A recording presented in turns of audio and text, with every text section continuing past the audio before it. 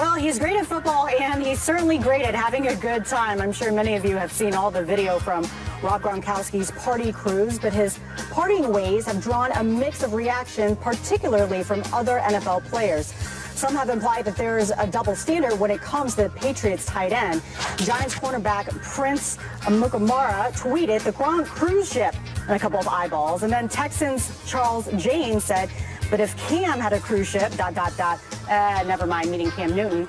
And then Amukamara responded, or OBG, LOL, meaning Odell Beckham Jr. So guys, do you believe there's a double standard going on with Gronk? Stephen A? I believe the players have the right to make that argument.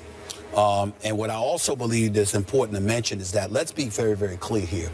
The NFL players, whether it's Prince Amukamara or anybody else, they're not calling out Gronkowski. They're not calling out the league office. They're calling out us, not just the media, but the public. That's what they're talking about when they're alluding to the double standard. Anybody with sense is not going to have a problem with Rob Gronkowski party. If anything, you're jealous of him. You wish you were partying your damn self. That's what you're thinking like. Rob Gronkowski is unquestionably the best tight end in football. Over the last couple of years, he's had two 1,100-plus yard seasons. We all know that when healthy, he's an absolute stud. He's virtually unstoppable. And with Tom Brady throwing him the football, this is why they've been to 5 consecutive AFC championship games. They are who they are. We know how legit and big time they are. But the flip side to all of that is that we live in a day and age where you see a whole bunch of folks being judge, jury, and executioners. Now, some would accuse us of doing so. What I pride myself and Skip and this show and being about is we judge what you do, not who you are. But you got a lot of people that judge who you are based on one or two things that you actually do. And I don't think we do that. I know I don't do that, and I don't think Skip does it either. And so when I look at it from that perspective, when they're talking about Rob Gronkowski and they're talking about a double standard, they're talking about whether it's pundits, commentators, or Joe Public at large that would sit up there and look at Cam dabbing and doing what he's doing. They're looking at the fact that he just had a kid and, you know, he's not married, and, you know, they're judging that. Well, hell, I'm a father. I'm not married. You know, it's not something you're proud of. It's not something you're ashamed of, but I'll be damned if I feel I got to answer to anybody for what I do.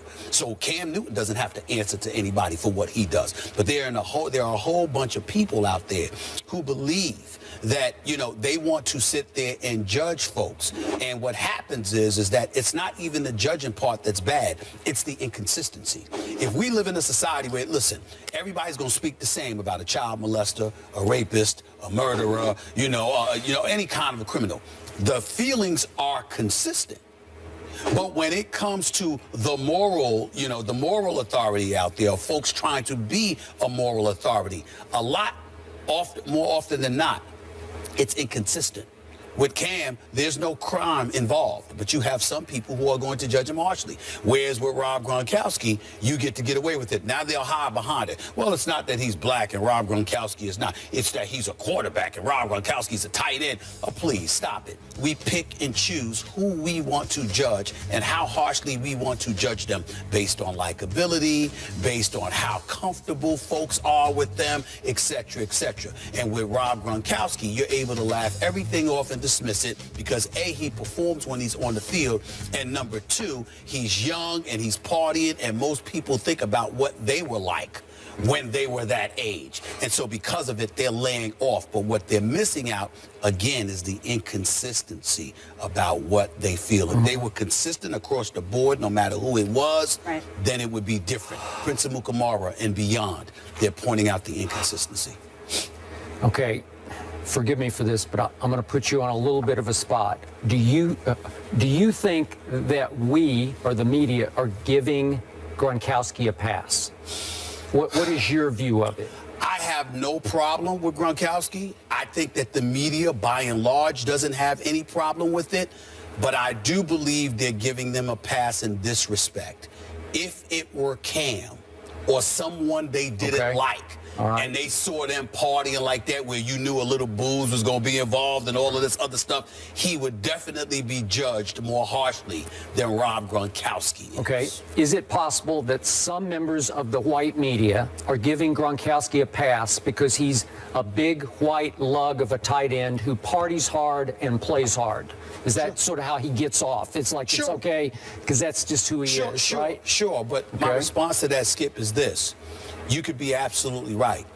But here's what some folks, not most, not all, but some folks in white America need to realize. If a different segment of the populace feels victimized, it's not for you to define how I agree they with that. feel. I've always said that. If that's how they feel. You are correct. That's how they feel. That's why I'm trying to get to the bottom here. Right. Okay, now let me just speak from my perspective. Sure. I like the Patriots because I like Brady. I'm not as big a Patriot fan as I am a Brady fan, but because I often pick them the last 2 years to win it all. Rodgers.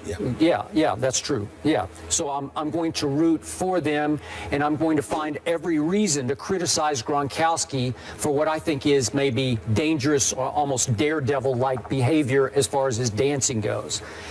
I'll be honest with you. I have tried and tried. I cannot criticize this man. Okay, let's step back. Okay, he's not married. He's never had a DUI. He's had no drug issues that I am aware of. No PED shortcuts here, right? Mm-hmm. He's known to show up on time every day and play hard. Yep. Not all bad. You said yourself he's the best tight end in football, Absolutely. so he's got that going for him. And now we're back to my pet peeve about nothing good happens in a nightclub after midnight. Well, at least this is a safer way to party to me because you eliminate the potential drunk driving because you walk to your room, okay? You're on a cruise, right? Don't tip over in those shark-infested waters. Well, that's a whole other problem. That would be my problem with that. I would agree with that. No, that'd be all our problem. I think if I could be wrong about this, but I think there's a metal detector when you enter the boat for the first time where you can't get, maybe you could somehow get them on, but probably people don't have guns and knives on the cruise. Probably not. You never know, but probably not. I'm just saying the environment's a little bit safer than a nightclub, the typical nightclub environment where you're mixing with strangers. You don't know what they got going on. You don't know if they're packing or not. You don't know if they have a knife. His family was there too. So and his family was there, so whatever. And could he fall off the stage and break his leg or re-injure one of his old injuries? Sure he could. But in general, I got to tell you, I'm okay with this. I'm more okay with this than just going to some random nightclub and partying.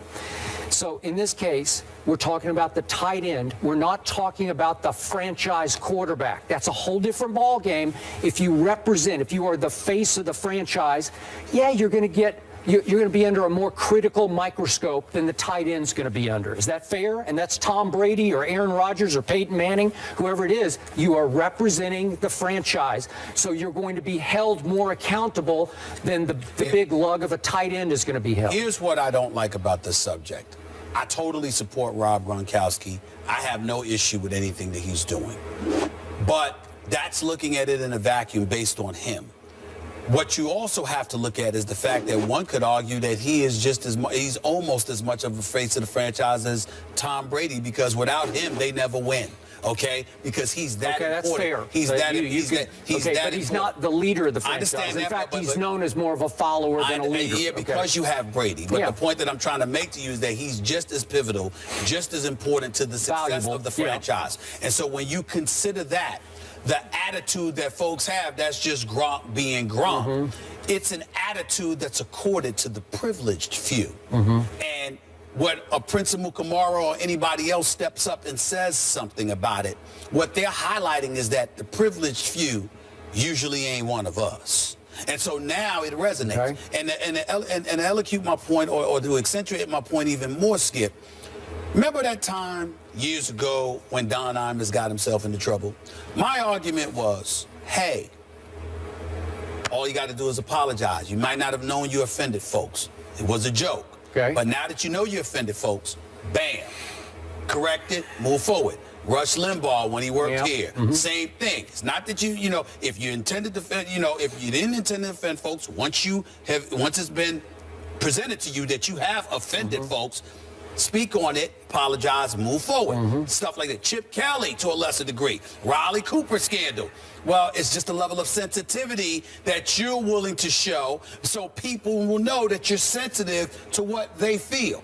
The problem that we run across on too many occasions is that you have folks on the other side, meaning minorities, that get criticized, dissected, dare I say insulted for decisions that they make, okay? But then somebody else will do it, and then it's passe. Okay. It's not a big deal. That's what they're talking about here. What they're saying is, who would this have been accorded to somebody else? They use Cam as an example because he's the most recent. But in reality, what they're saying is, even if it were a Shannon Sharp or somebody like that, anybody, would the same have been accorded to them? You like somebody. You find them to be fun-loving. It's beautiful. I'll take it and bring it to this industry. Charles Barkley says... You know what? I was just going to bring him up. Charles I just Barkley, wrote his name right. down right Charles there. Barkley says stuff that one would deem... I love him, but he'll say stuff that one would deem controversial all the time. It gets laughed off. It's just Charles being Charles. How about... Let Stephen A. say it. Okay. Oh, it's going to be a problem. It's going to be a problem, okay? And it ain't going to be a laughing matter either. And I could say exactly what Charles Barkley says verbatim, but if it comes out of my mouth, it's a different ball game. That's all I'm trying to say. Even near the end of Charles's playing career, right, he was in one scrape after another, but it was just Barkley being, Charles right, being Charles, that's right. and you just say, well, and it's just the way it in is. fairness to what you're bringing up, it's got nothing to do with ethnicity. It's about who people deem favorable. Yeah. Well, the problem with that is that it's very arbitrary and subjective. So in other words, I need to be liked in order for you to be okay. Yep. And something's less insulting, even though I might say the same thing that somebody else said because he's liked and I'm not. What sense does that make? Because that level of inconsistency doesn't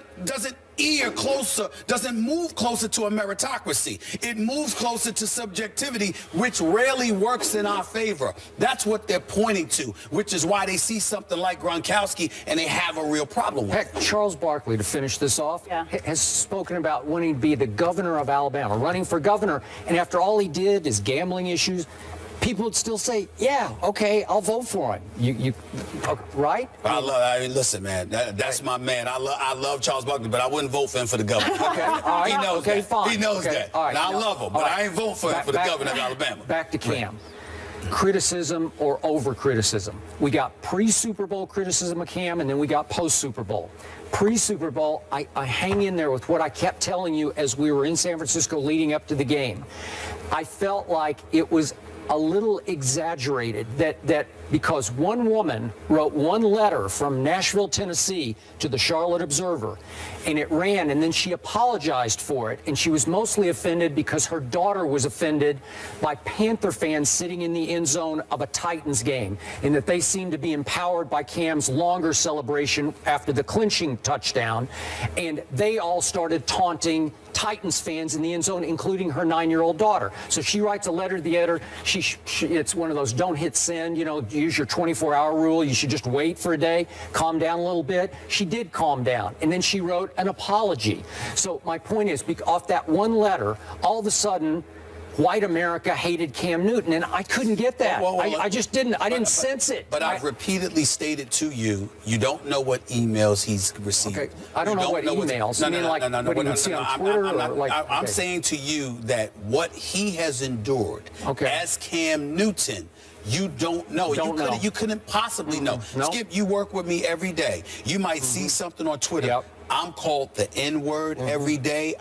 That's why you shouldn't read it. People, sometimes you do, sometimes you don't. I've had people threatening to do things to me all the time. It's a given. Are there racists out there? Yeah, you better believe it. Wait a minute, and it ain't just. It's not about racism too. Sometimes it's about people just not liking me. I don't think that every vitriol that's aimed in my direction is because of race. Sometimes it might be people that don't like me. Yeah. I understand it. It comes with the territory, but it's not something that I express to you every day. It's a part of what we live with every day. And if I live with it, could you imagine than what Cam has lived with? Okay, I got it. So post Super Bowl, everybody seemed to criticize him for cutting short his post-game interview, right?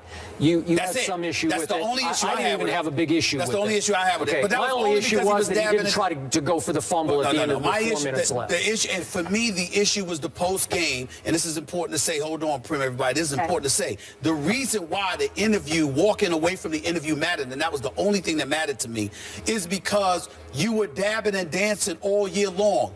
You gave the impression that when everything is going well, you're fine.